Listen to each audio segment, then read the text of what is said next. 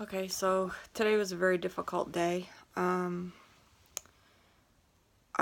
thought in my last video I explained how depressed I was and that if that I was stressed about getting my things in order and that I wanted to make sure that I had, my advanced directive, living will. Like, I just wanted people to know what I wanted as far as if something goes wrong during surgery, and I thought taking care of that would relieve a lot of my stress. And so I took care of that last night. I wrote it all out finally. I've been making notes leading up to this, ideas of what I wanted to write, and then I found a downloadable form. And I just wrote, my wish. I'm not going to get into it here because everybody has different ideas of what's right and what's wrong. But the point is, this is what I want. These are my choices. And I listed my sister as my advocate and healthcare proxy. My younger sister, and she's a nurse, and she's most likely going to be able to be here the day of the surgery. So, I thought about putting my son down because he's 20, as an adult. But then I realized if something goes wrong, he's going to be an emotional wreck, and I don't want anything on the weight of his shoulders. And so I wrote down my sister, and that should be fine. Those are my wishes, and that's what I want. The issue comes from my husband, who we're just not getting along and not agreeing on a lot of things, and I don't want to get into a lot of that now. I just want to explain how it's affecting this surgery situation. And we're going to couples counseling, trying to work on our marriage, and I had filed for divorce, but I put it on hold while we were going to these 12 couples counseling sessions that he was able to get through work. And basically, we did the 12 visits, and nothing's changed, and we're not getting along. So we had our 13th visit today that we had to pay out of pocket for, and my surgery came up, and he's not supportive of my surgery at all. He doesn't think I should do it. He thinks it's dangerous and risky, and he's worried about me dying during surgery. And I let him know, that my cardiologist said that my heart is overworking, and that if I don't have this surgery, it's certain that I'm going to have a heart attack. And I don't want to die of a heart attack, and this is my decision, and it's a pretty common surgery, and I just want to get it done. And so he's completely against the surgery, which is another reason why I wouldn't want him to be saying anything on my behalf that day. He's going to be stressed enough.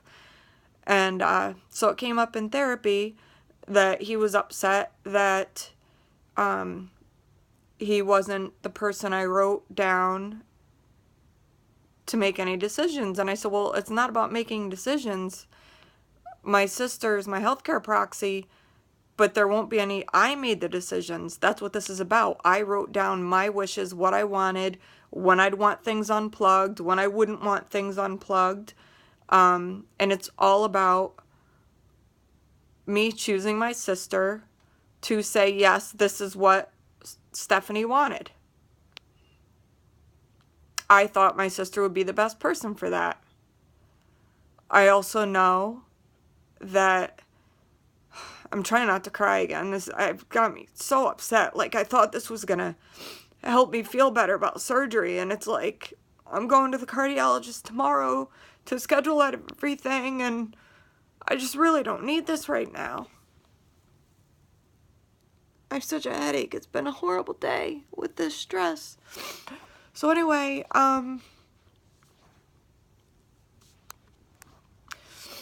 we talked about a couple other things in therapy that we didn't feel were going good.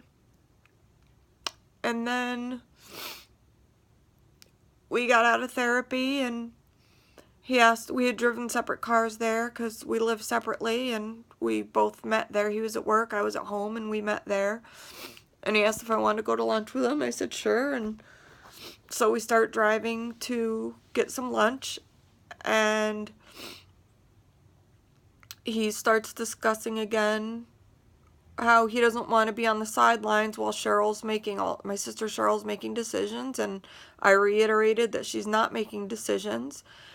And then I also mentioned that I felt when he was his dad's healthcare proxy that his dad had some things written down that he didn't want to be resuscitated, and I feel, went against what his dad wanted, and he told me that he wasn't comfortable with it, and he kept things plugged in. And yes, his dad ended up living a couple months longer, and he feels good about that decision he made, but it's not what his dad wanted. And there were also some other things that his dad wanted that he hasn't done. So on top of that, and like I just thought I was doing the right thing choosing my sister. End of story, you know? And he's just not being supportive of my decision, even my decision to have surgery, or you know, then he started asking about my house, like who I'm leaving my house to, or what do I want done with the house. And he owns 2 houses, and I own this house, so I was saying that, you know, my son is the beneficiary of the house, and like if something happened, Trevor, my son, wants to stay in this house, and that my sister was going to move in and do anything that needed to be done to not disrupt my son's life anymore. Like, nothing's going to happen. I'm going to make it through surgery anyway. So, like, I was just taking care of the what ifs, you know, because that's what I thought I should do. Because I don't want to be on getting wheeled into the surgery room and not knowing. I didn't want my closest people to me to not know what I wanted in case something did go wrong.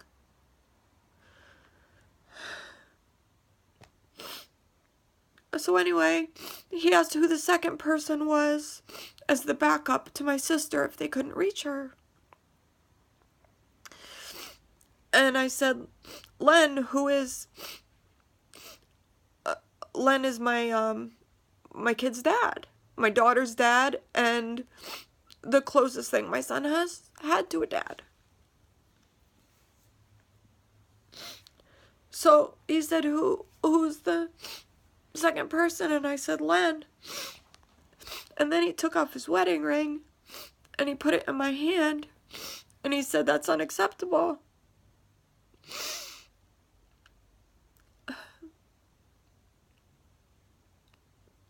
And I said, I don't understand why it's unacceptable, because,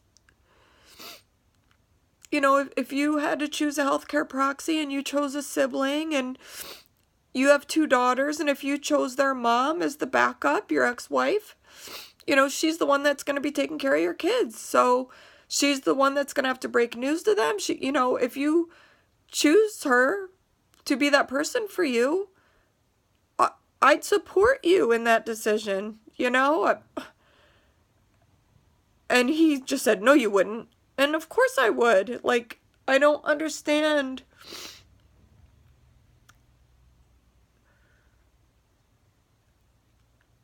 He just has no trust in me. You know, he has no trust in my decisions. It's like he wants to have control of more things, like he was upset that we didn't discuss that I was filling out a form for a healthcare proxy, you know, and so we did discuss it. I did tell you I was going to write down things to get my things in order, and I guess his issue was that I typed it up and printed it out without passing it by him, you know, to inspect or put me down about my choices, or who knows. So So anyway, this is like the last thing I need.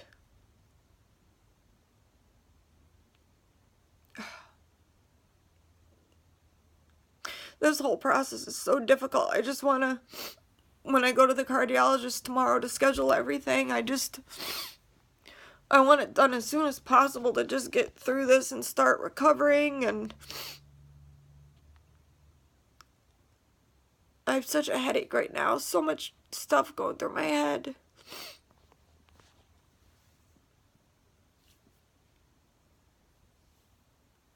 And I just want to turn my brain off because I just want to relax and take care of my body, and I shouldn't be this upset right now going into this surgery.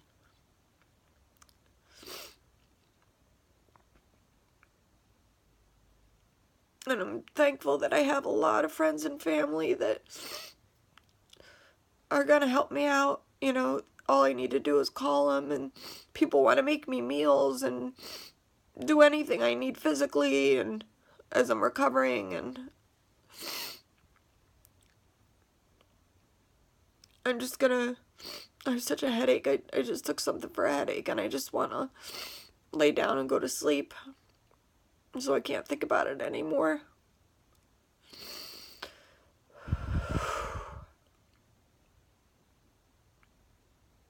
It was a rough day. So I go to the cardiologist tomorrow at 11 a.m. and I'll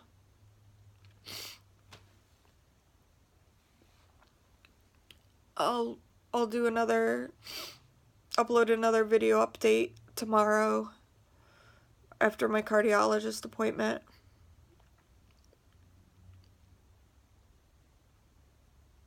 But that's all I got. Anybody that's watching this, I hope it helps you. Don't wait till right before surgery if you don't have a healthcare proxy picked out or an advanced directive. Do it ahead of time so you're not dealing with this stress, days before if you don't have to, because this has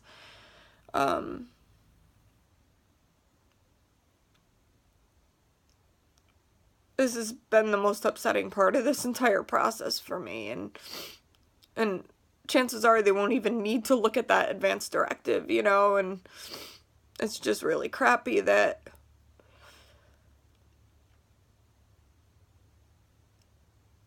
the person, my husband, the person that should be most supportive and helpful, has turned out to be the most unsupportive and